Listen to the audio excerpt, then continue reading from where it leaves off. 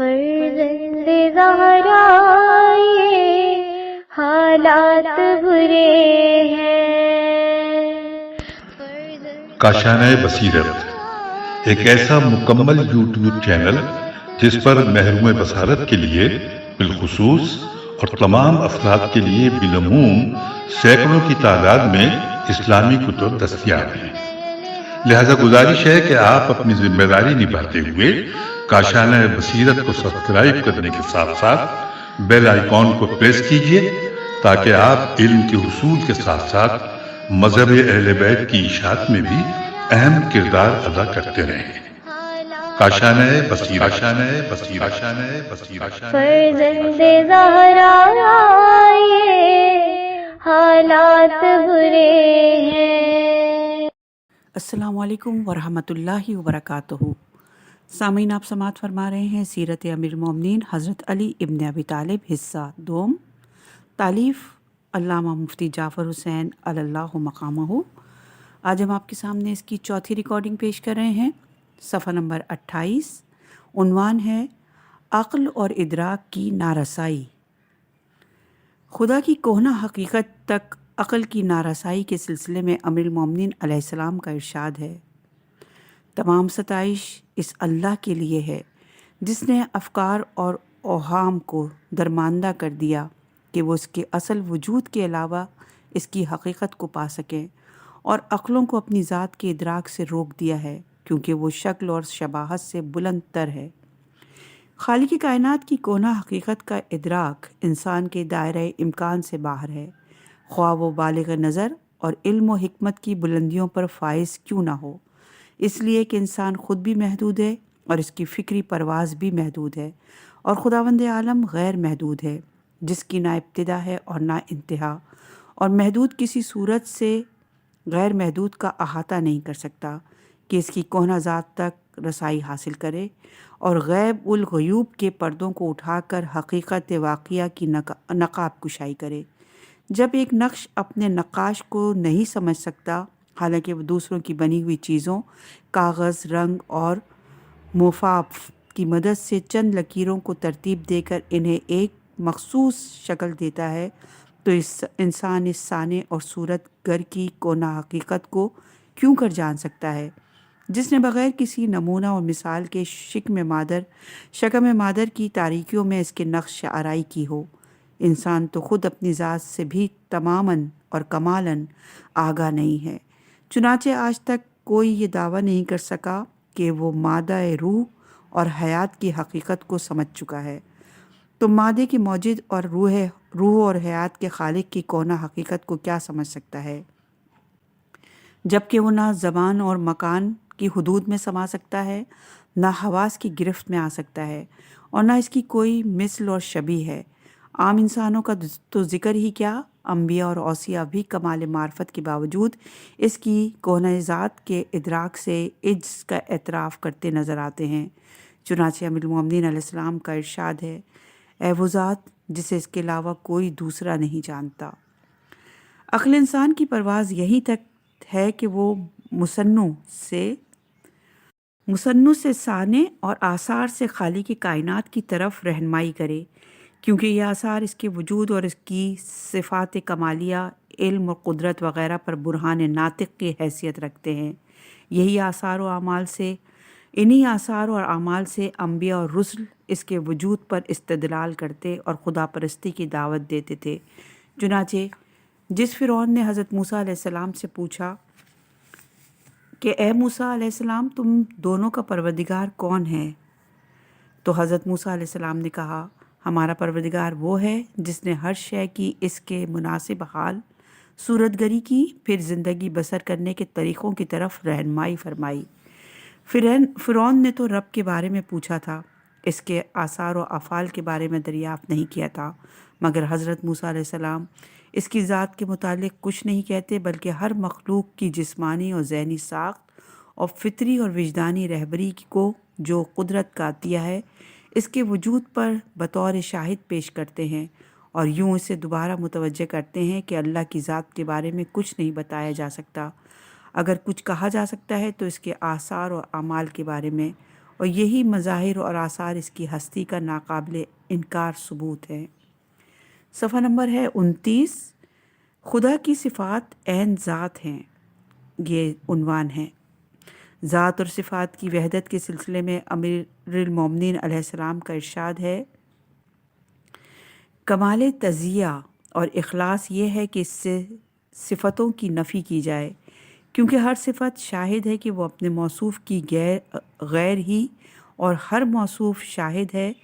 کہ وہ صفت کے علاوہ کوئی چیز ہے۔ انسان کی صفات اس کی ذات سے جداگانہ حیثیت رکھتے ہیں۔ اگر ایسا نہ ہو تو انسان صفات کے اعتبار سے یکساں نظر آئیں، حالانکہ ان میں عالم بھی ہوتے ہیں اور جاہل بھی، قادر اور توانا بھی ہوتے ہیں اور عاجز اور کمزور بھی، کیونکہ بعض میں علم و قدرت کی صفت پائی جاتی ہے اور بعض اس صفت سے عاری ہوتے ہیں۔ اس سے یہ ظاہر ہوا کہ انسان کی ذات بحیثیت ذات علم اور قدرت نہیں رکھتی، بلکہ یہ صفتیں خارج سے اس میں آتی ہیں۔ اس کی ذات الگ ہے اور اس کی یہ صفات الگ ہیں۔ اگر خدا کو بھی ایسا ہی مان لیا جائے کہ وہ اپنی کمالات کے اظہار میں صفات کا محتاج ہے، تو ذات بحیثیت ذات کمالات کے حامل نہ رہے گی، بلکہ صفات کی دس نگر قرار پائے گی، حالانکہ وہ ہر لحاظ سے بے نیاز اور احتیاج سے بری ہے۔ اس کے علاوہ ذات کے ساتھ صفت تجویز کرنے سے دوئی کی شکل پیدا ہو جائے گی، کیونکہ مفہوم کے اعتبار سے صفت اور موصوف میں ماغریات اور بیگانگی ہوتی ہے۔ صفت کا تقاضا ہی یہ ہے کہ وہ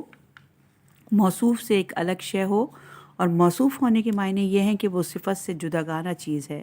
لہٰذا جب اسے صفت سے موصوف مانا جائے گا تو ذات کے ساتھ ایک اور چیز کو بھی ماننا ہوگا، وہ زائد بر ذات ہے، اور جب اس ذات اور چیز کو بھی مانا تو وحدت حقیقیہ ختم ہو جائے گی، اور جتنی صفتیں مانی جائیں گی اتنے زوائد اور ماننا ہوں گے۔ اگر یہ زوائد بھی ذات کی طرح قدیم ہوں گے تو جتنی صفتیں مانی جائیں گی اتنے قدیم اور ماننا پڑیں گے، اور اگر یہ زوائد حادث ہیں تو ان کے وجود میں آنے سے پہلے وہ علم و قدرت سے عاری اور دوسرے صفات سے خالی قرار پائے گا، اور یہ دونوں چیزیں بنیادی طور پر غلط ہیں۔ غرض اس کے صفات کمالیہ اس کی ذات سے علیحدہ کوئی چیز نہیں ہے، اور وہ اسی طرح عین ذات ہیں، جس طرح انسان کے لیے انسانیت عین ذات ہے۔ معنی یہ ہیں کہ انسانیت ہی عین انسان ہے، اسی طرح صفات باری عین ذات باری ہے، اور اس سے الگ کوئی چیز نہیں ہے۔ صفحہ نمبر 30، عنوان ہے الفاظ ذات باری کی تعبیر سے قاصر ہے۔ امیر المومنین کا ارشاد ہے کہ اس کے کمال ذات کی کوئی حد معین نہیں، اور نہ اس کے لیے توصیفی الفاظ ہیں۔ خداوند عالم کے صفات الفاظ میں ڈھل نہیں سکتے، اور نہ لفظوں کے ذریعے ان کی حقیقت تک رسائی ممکن ہے، اس لیے کہ الفاظ انسان کے واضح کردہ ہیں، اور انہی چیزوں کے لیے الفاظ بناتا ہے اور واضح کرتا ہے جو اس کے علم اور مشاہدے میں آتی ہیں، یا ان معنی اور مفاہیم کے لیے جن کا شعور اور ادراک اسے ہو سکتا ہے،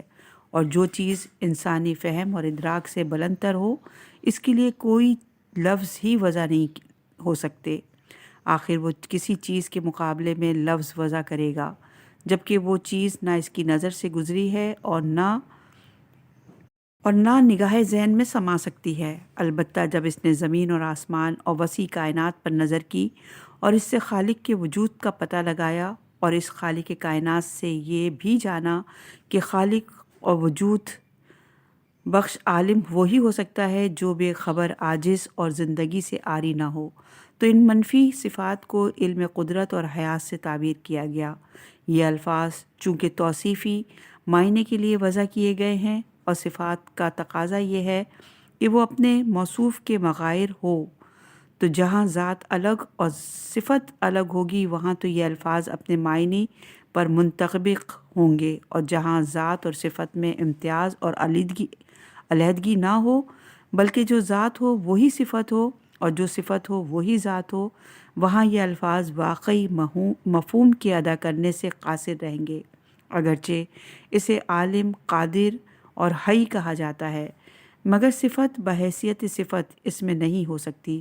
بلکہ علم، قدرت اور حیات اور ارادے کے آثار دیکھے گئے تو اسے عالم، قادر، حی اور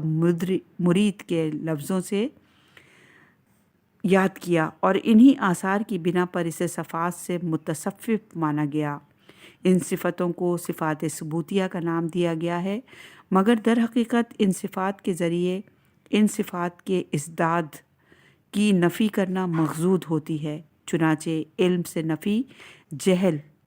قدرت سے نفی عجز، غنات سے بے نیازی سے نفی احتیاج، عدل سے نفی ظلم اور حیات سے نفی موت کی جاتی ہے۔ اسی طرح اسے موجد کہا جاتا ہے تو اس معنی سے کہ وہ معدوم نہیں ہے، اور واجب الوجود کہا جاتا ہے تو اس معنی سے کہ وہ ممکن الوجود نہیں ہے، تاکہ سلب نقائص سے اس کے کمال ذات کی ایک حد تک نشاندہی کی جا سکے۔ چنانچہ امیر المومنین علیہ السلام نے اس مطلب کی طرف اشارہ کرتے ہوئے فرمایا، اگر یہ کہا جائے کہ وہ تھا تو اس کے معنی یہ ہیں کہ عدم اس پر سابق نہیں ہے، اور اگر یہ کہا جائے کہ وہ ہمیشہ سے رہا ہے تو اس کے معنی عدم اور نیستی کے نفی کے ہیں۔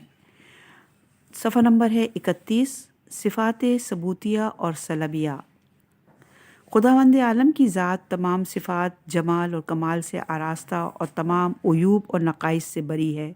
ان صفات کی حد بندی نہیں ہو سکتی، اس لیے کہ اللہ کی ذات غیر محدود ہے اور یہ صفات اس کی ذات سے جداگانہ وجود نہیں رکھتے، بلکہ اس کی ذات ہی ان صفات کا مبدا اور منشا ہے۔ لہٰذا ہر وہ صفت جو کمال اور جمال اور کمال کی آئینہ دار اور اس کے شایانہ شان ہو وہ اس کے لیے ثابت ہوگی، اور ہر وہ صفت جو نقص اور حدوث کے مظہر ہو اس کی ساحت قدس سے الگ قرار دی جائے گی۔ اصطلاحاً متکلمین میں پہلی قسم کو صفات ثبوتیہ اور دوسری قسم کو صفات سلبیہ سے تعبیر کیا جاتا ہے۔ ان صفات ثبوتیہ اور سلبیہ میں سے چند نمایاں صفات ذکر کی جاتی ہیں۔ صفحہ نمبر ہے 31 اور عنوان ہے علم باری تعالیٰ۔ امیر المومنین علیہ السلام کا ارشاد ہے، اس سے پانی کے قطروں اور آسمان کے ستاروں اور ہوا کے جھکڑوں کا شمار، چکنے پتھر پر چیونٹی کے چلنے کی آواز اور اندھیری رات میں چھوٹی چیونٹیوں کے قیام کرنے کی جگہ کوئی چیز پوشیدہ نہیں ہے۔ وہ پتوں کے گرنے کی جگہوں اور آنکھ کے چوری چھپے اشاروں کو بھی جانتا ہے۔ خداوند عالم کا علم مکان اور ماکیون پر محیط ہے، اور چھوٹی سے چھوٹی اور بڑی سے بڑی کوئی چیز اس کے دائرۂ علم سے خارج نہیں ہے۔ وہ ہونٹ کی جنبشوں، چوری چھپے اشاروں اور دل میں گزرنے والے خیالات تک سے آگاہ ہے۔ جو شخص اللہ کو خالق مانتا ہے اور اسے عالم کائنات بھی تسلیم کرے گا، اس لیے کہ جو کسی شے کو جانتا ہی نہ ہو وہ اسے خلق نہیں کر سکتا۔ جب تمام عالم اس کا ایجاد کردہ ہے تو کون سی چیز اس کی نظروں سے اوجھل رہ سکتی ہے؟ وہ ازل سے ہر چیز کا علم رکھتا ہے۔ اس کا علم نہ معلومات کے تابع ہے اور نہ موجودات کے ذریعے حاصل ہوتا ہے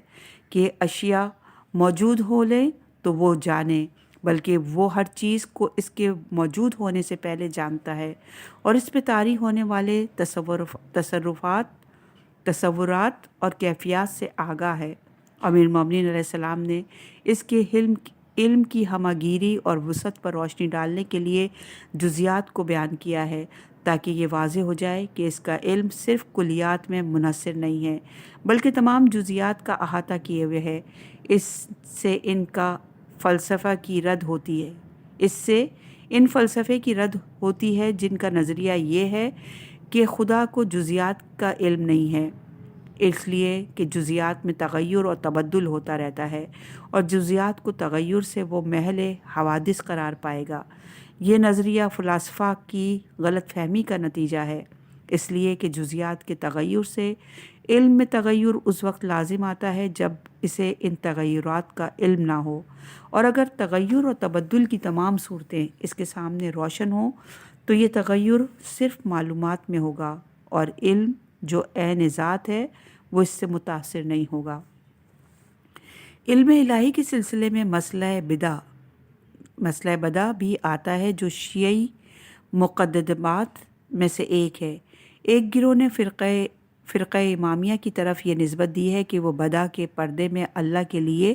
جہل تجویز کرتا ہے۔ یہ غلط فہمی اس بنا پر ہوئی کہ بدا کے لغوی معنی کسی چیز کے مخفی ہونے کے بعد ظاہر ہونے کے ہیں، اور اس سے یہ سمجھ لیا گیا کہ اللہ کو کسی امر میں غلطی کا احساس ہوتا ہے تو وہ اس میں تبدیلی کر دیتا ہے، اور یہ غلطی جہل اور بے خبری ہی کی بنا پر ہوگی۔ فرقہ امامیہ کی طرف جہل باری کی نسبت سراسر غلط اور بے بنیاد ہے۔ ان کے نزدیک نہ بدا کا یہ مفہوم ہے اور نہ اس معنی سے بدا کی نسبت اللہ کی طرف دی جا سکتی ہے، بلکہ بدا کا مفہوم یہ ہے کہ جو چیز ہمارے لیے پردہ خفا میں تھی اس کا ظہور ہوا نہ یہ کہ اللہ پر کوئی چیز مخفی تھی اور وہ بعد میں اس پر ظاہر ہوئی۔ اگر ایسا ہو تو تمام اشیاء سے اس کی نسبت مساوی نہ رہے گی، حالانکہ وہ اسے عموم علم و قدرت کی بنا پر سب سے یکساں نسبت رکھتا ہے۔ البتہ احوال اور ظروف کے بدلنے یا اجرائے احکام کی مصلحت کے ختم ہونے سے جس طرح احکام میں ترمیم کر دیتا ہے جسے نسخ کہا جاتا ہے، اسی طرح مصالح اور مقدسیات کے بدلنے سے حوادث اور تکوینیات میں بھی رد و بدل کرتا رہتا ہے۔ اور ایسا نہیں ہے کہ جیسا کہ یہود کا عقیدہ ہے کہ اللہ کو جو کرنا تھا وہ کر چکا، اب اس کے ہاتھ بن چکے ہیں، بلکہ وہ محو اور اسبات پر اختیار تام کر رکھتا ہے۔ چنانچہ جہاں محو کرنے میں مصلحت ہوتی ہے وہاں محو کر دیتا ہے، جہاں ثبت کرنے میں مصلحت ہوتی ہے وہاں ثبت کرتا ہے، اور رد و بدل کی یہ تمام صورتیں اس کے سامنے روشن ہوتی ہیں۔ اسی محو اور اسبات کا نام بدا ہے۔ قرآن مجید میں ہے، وہ جس چیز کو چاہتا ہے محو کر دیتا ہے اور جس چیز کو چاہتا ہے ثبت کر دیتا ہے، اور اس کے پاس الکتاب یعنی لوح محفوظ ہے۔ اگر نسخ احکام سے جہل لازمی نہیں آتا تو بدلتے ہوئے حالات کے پیش نظر تکوینیت میں رد و بدل ہو تو اسے نتیجہ جہل قرار دے کر کسی کو متون کرنا تقاضائے دیانت اور انصاف کے خلاف ہے۔ صفحہ نمبر ہے 33 اور عنوان ہے قدرت باری۔ حضرت علی علیہ السلام نے ایک خطبے میں ارشاد فرمایا، یہ تیری مخلوق کیا ہے جو ہم دیکھتے ہیں اور اس میں تیری قدرت کی کارسازیوں پر تعجب کرتے ہیں اور تیری عظیم فرمانروائی کی کارفرمائیوں پر توصیف کرتے ہیں، حالانکہ وہ مخلوقات جو ہماری آنکھوں سے اوجھل ہے اور جس کے پہنچنے سے ہماری نظریں عاجز اور عقلیں درماندہ ہیں، اور ہمارے اور جن کے درمیان غیب کے پردے حائل ہیں، اور اس سے کہیں زیادہ باعظمت ہے۔ کائنات اور اس کے لا انتہائی وسعتیں اللہ کی قدرت سے بے پایہ کی شاہد ہیں، اس لیے کہ یہ اسی کی تخلیق ہے، اور خلق اور ایجاد ارادہ اور اختیار سے وابستہ ہے، اور ارادہ اور اختیار قدرت کا منہ بولتا ثبوت ہے۔ لہٰذا جو صانع اور خالق ہوگا وہ صاحب اقتدار اور اختیار بھی ہوگا، اور جو صاحب ارادہ اور اختیار ہوگا وہ قادر اور توانا بھی ہوگا۔ جب ایک مردہ انسان سے یہ توقع نہیں کی جا سکتی کہ وہ چلنے پھرنے لگے، اور ایک نابینا سے یہ امید نہیں کی جا سکتی کہ وہ دیکھ سکے، تو ایک عاجز اور درماندہ سے یہ امید کیوں کی جا سکتی ہے کہ وہ ایک ایسی کائنات ایجاد کر دے جس کی ایجاد پر قدرت ہی نہ رکھتا ہو۔ لہٰذا جب وہ خالق و صانع عالم ہے تو وہ خالق کائنات پر قدرت بھی رکھتا ہوگا، وہ صانع عالم ہے تو وہ خلق کائنات پر قدرت بھی رکھتا ہوگا۔ اگر اس نے قدرت اور اختیار کے بغیر ہی عالم پیدا کر دیا جس کا کوئی نمونہ اس کے سامنے نہ تھا، تو یہ ایسا ہی ہے جیسے کوئی یہ کہے کہ وہ پروں کے بغیر پرواز کرتا ہے، آنکھوں کے بغیر دیکھتا ہے اور کانوں کے بغیر سنتا ہے۔ کوئی بھی ذی شعور اس کے دعوے کو تسلیم نہ کرے گا، اس لیے کہ اس میں اڑنے، دیکھنے اور سننے کی طاقت ہی نہیں ہے۔ جب بصارت اور سماعت کی قوت کے بغیر دیکھا سنا نہیں جا سکتا تو قدرت اور اختیار کے بغیر یہ عالم کیوں کر خلق کیا جا سکتا ہے، جبکہ خلق قدرت کی کارفرمائی ہی کا نتیجہ ہو سکتا ہے۔ بہرحال جو اسے خالق اور صانع مانتا ہے وہ اس کے قادر ہونے سے انکار نہیں کر سکتا، اور انکار ہو بھی کیوں کر سکتا ہے، کیوں جبکہ اس کی قدرت کاملہ کے آثار ہر طرف پھیلے ہوئے ہیں۔ یہ زمین جس پر ہم رہتے ہیں اور جس میں دریا، پہاڑ، سمندر، ہرے بھرے درخت، قسم قسم کے حیوانات، گوں قسم کے پرندے دکھائی دیتے ہیں۔ فضا کی بلندیوں پر سورج، چاند اور ستارے چمکتے نظر آتے ہیں، اس کی قدرت کا روشن ثبوت ہیں۔ اور پھر کائنات اسی کرۂ خاکی اور نظر آنے والی اشیاء ہی کا نام نہیں ہے، بلکہ اندیکھی کائنات کے مقابلے میں یہ دیکھی بھالی دنیا تو بس اتنی ہی ہے جتنی سمندر کے پھیلاؤ کے مقابلے میں ایک معمولی لہر۔ جب اس دکھائی دی جانے والی کائنات میں قدرت کے آثار و مظاہر احاطہ نہیں ہو سکتا تو اندیکھی کائنات میں قدرت کی کارفرمائیوں کا کیا اندازہ ہو سکتا ہے؟ انسان لاکھ چاہے، قدرت کی بے پایاں وسعتیں اس کے فہم و ادراک کی رسائی سے بالاتر رہیں گی، نہ اس کی قدرت کی حد بندی ہو سکتی ہے اور نہ گنی چنی چیزوں میں محدود کی جا سکتی ہیں، بلکہ وہ ہر چیز پر یکساں قدرت رکھتا ہے۔ ایسا نہیں ہے کہ بعض چیزوں پر اسے قدرت حاصل ہو اور بعض چیزیں اس کے احاطہ قدرت سے باہر ہوں، اس لیے کہ تمام ممکنات سے اس کی نسبت یکساں ہے، لہٰذا تمام چیزوں پر قدرت بھی یکساں ہونی چاہیے، ورنہ تخصیص بلا مخصص لازم آئے گی۔ البتہ قدرت کے لیے یہ ضروری نہیں کہ فعل مقدور وقوع میں بھی آئے، کیونکہ قدرت اور چیز ہے اور وقوع فعل اور ہے، اور ان دونوں میں تلازم نہیں ہے۔ چنانچہ ایک شخص نے امیر المومنین علیہ السلام کی خدمت میں حاضر ہو کر دریافت کیا کہ کیا اللہ اس پر قادر ہے کہ وہ زمین کو انڈے میں سمو دے، اس طرح کہ نہ زمین کا حجم کم ہو اور نہ انڈا ٹوٹے؟ تو حضرت علی علیہ السلام نے فرمایا، خدا میں عجز اور کمزوری نہیں ہو سکتی، اس سے بڑھ کر کون قادر ہوگا کہ جو چاہے تو زمین کو اتنا چھوٹا اور انڈے کو اتنا بڑا کر دے کہ زمین اس میں سما سکے۔ صفحہ نمبر ہے 35، عنوان ہے کلام باری۔ امیر المومنین علیہ السلام فرماتے ہیں، اللہ سبحانہ کا کلام بس اس کا ایجاد کردہ فعل ہے، اور اس طرح کا کلام پہلے سے موجود نہیں تھا، اور اگر وہ قدیم ہوتا تو وہ دوسرا ہوتا، اور یہ نہج البلاغہ میں خطبہ موجود ہے۔ انسان جب کلام کرتا ہے تو حرف سے حرف جڑتے لفظ کی صورت میں ڈھلتے اور آواز کے اتار چڑھاؤ کے ساتھ لب اور دہن سے نکلتے ہیں۔ یہ حرفوں کا جوڑنا، لفظوں میں ڈھلنا اور زبان کی حرکت سے یکے بعد دیگرے نکلنا، یہ سب حدوث کی علامتیں ہیں۔ کلام الہی حوادث، حروف، الفاظ اور صوت کا مجموعہ ہے، لہٰذا خداوند عالم کو اس معنی سے تو متکلم نہیں کہا جا سکتا، کیونکہ حادث ہی محل حادث ہو سکتا ہے، اور خدا نہ حادث ہے کہ مرکز حوادث ہو اور نہ جوہر ہے کہ محل آراز ہو، بلکہ واجب الوجود اور قدیم اور ازلی ہے۔ اس کے متکلم ہونے کے معنی یہ ہے کہ وہ جس چیز میں چاہتا ہے کلام پیدا کر دیتا ہے اور اسے اپنی طرف نسبت دیتا ہے۔ چنانچہ اس نے درخت میں آواز پیدا کر کے حضرت موسیٰ علیہ السلام سے کہا، اے موسیٰ، بے شک میں ہی اللہ ہوں جو سب جہانوں کا پروردگار ہے۔ جب کلام اللہ کا پیدا کردہ ہے تو اسے قدیم اور غیر مخلوق نہیں کہا جا سکتا، بلکہ وہ حادث اور مخلوق ہی ہوگا، کیونکہ کلام لفظوں سے اور لفظ حرفوں سے مرکب ہوتا ہے، اور جس میں اجزائے ترکیبی ہوں وہ حادث اور مخلوق ہی قرار پائے گا۔ مگر ایک گروہ کلام الہی کو قدیم اور غیر مخلوق مانتا ہے اور کلام کو دو قسموں پر تقسیم کر دیتا ہے، ایک کلام نفسی اور ایک کلام ملفوظی۔ اس کلام نفسی اور ملفوظی کو یوں سمجھنا چاہیے کہ جب کوئی شخص کلام کرنا چاہتا ہے تو زبان پر الفاظ لانے سے پہلے دل میں الفاظ تجویز کرتا ہے اور ذہن میں اس کی ترتیب قائم کرتا ہے، اس طرح کلام کا ایک ذہنی وجود قائم ہو جاتا ہے، یہ گویا کلام نفسی ہے۔ اور جب ذہنی الفاظ زبان کی حرکت اور ہوا کے تموج سے کان کے پردوں سے ٹکراتے ہیں تو وہ کلام ملفوظی ہے۔ اس گروہ کا نظریہ یہ ہے کہ کلام نفسی ازل سے مرتب صورت میں ذات الہی کے ساتھ قائم تھا، اور اس کلام نفسی کے اعتبار سے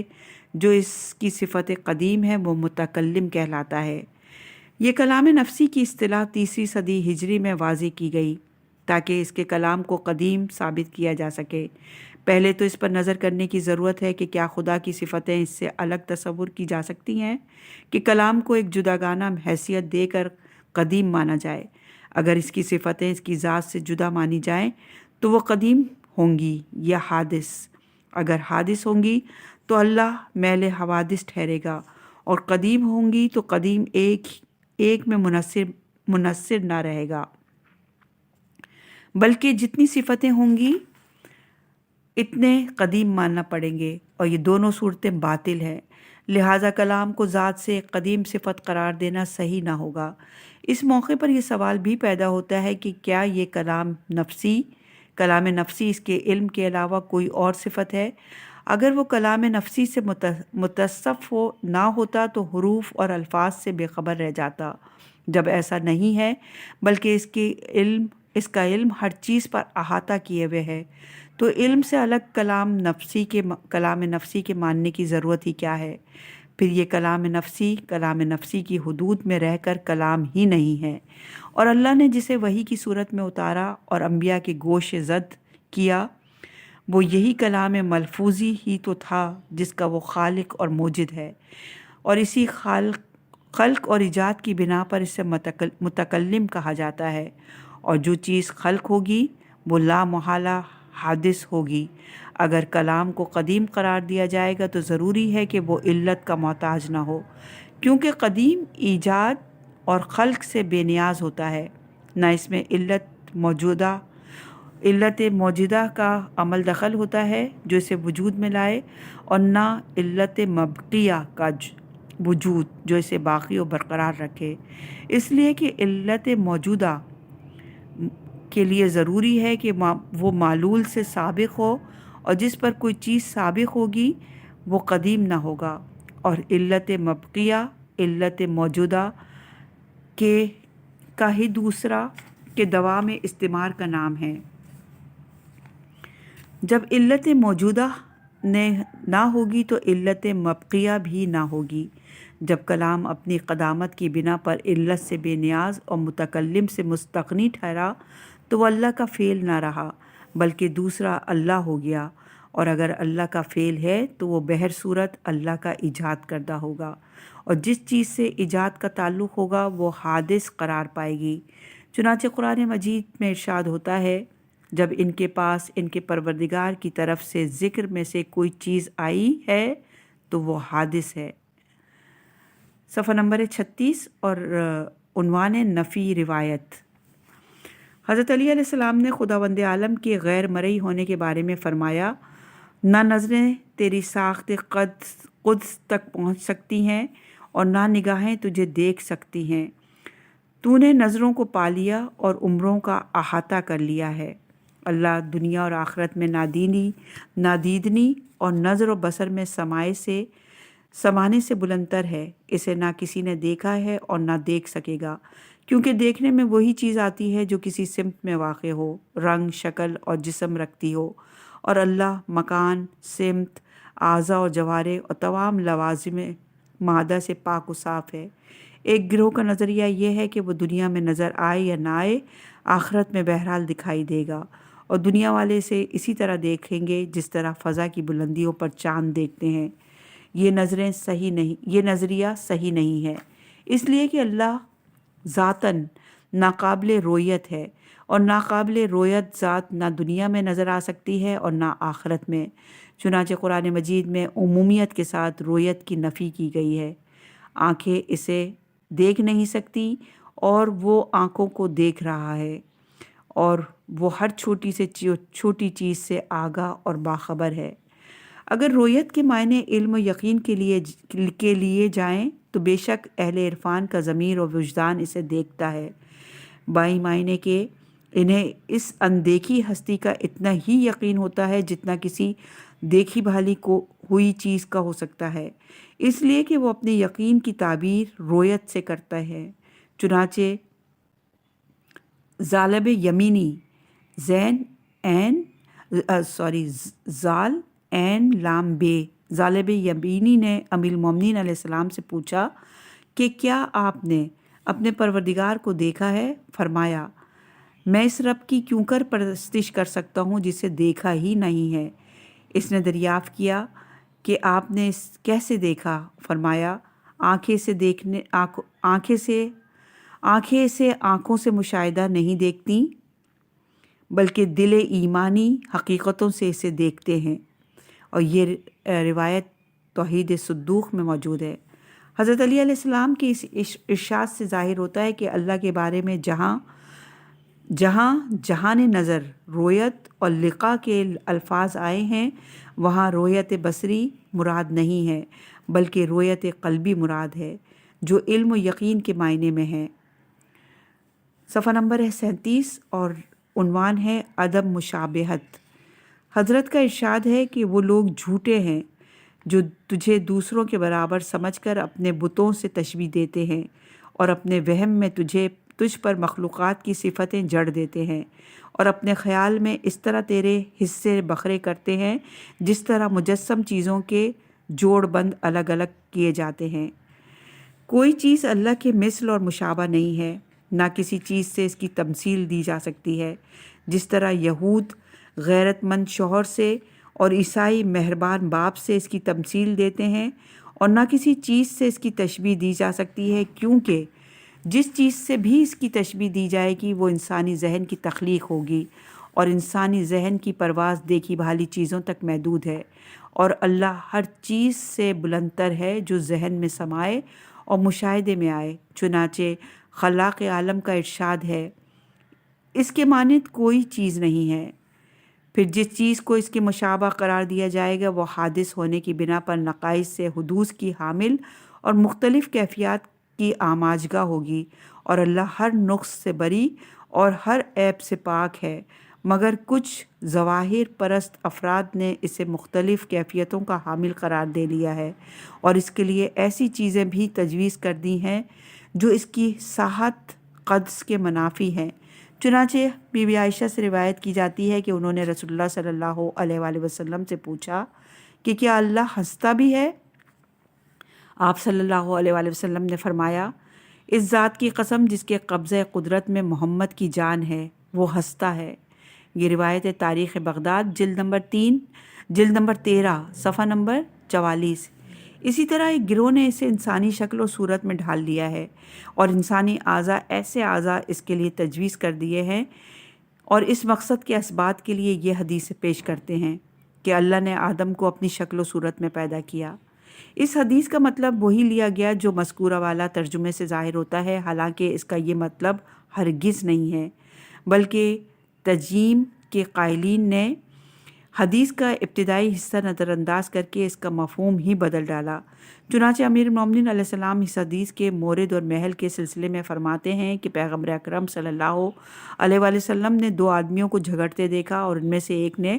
دوسرے کو کہا، تمہارے چہرے پر اللہ کی پھٹکار، اور اس کے چہرے پر بھی جو تم سے مشابہ ہو۔ حضرت صلی اللہ علیہ وآلہ وسلم نے یہ الفاظ سنے تو فرمایا، ایسا مت کہو، اللہ نے آدم کو بھی اسی کی صورت پر پیدا کیا تھا۔ اور یہ روایت ہے توحید صدوق۔ اس مورد کو دیکھنے کے بعد یہ اندازہ ہو سکتا ہے کہ کس چابک دستی سے مورد حدیث کو حذف کر کے ضمیر کا مرجع بدل دیا گیا اور حدیث کو معنی پہنا دیے گئے۔